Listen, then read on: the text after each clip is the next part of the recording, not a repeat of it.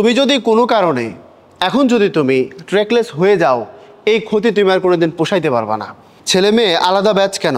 হেই, এই প্রশ্নকার একটু দুষ্ট প্রকৃতির মনে হচ্ছে, তবে প্রশ্নটা ভালো। দেখো, উদ্ভাসের প্রত্যেকটা সিদ্ধান্ত তোমাদের যেভাবে ভালো হয় সেই কথা চিন্তা করে মাথায় রেখে এগুলো নেওয়া হয়। তো একজন টিচার হিসেবে দীর্ঘকাল আমি উদ্ভাসে যে পড়াচ্ছি সেখান থেকে বলতে পারি, বুদ্ধিবৃত্তিক কিছু গোপনীয়তার ব্যাপার থাকে।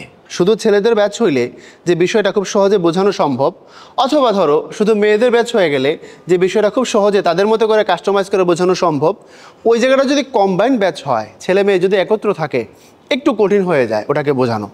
এই দিক থেকে এটা অত্যন্ত ভালো সিদ্ধান্ত।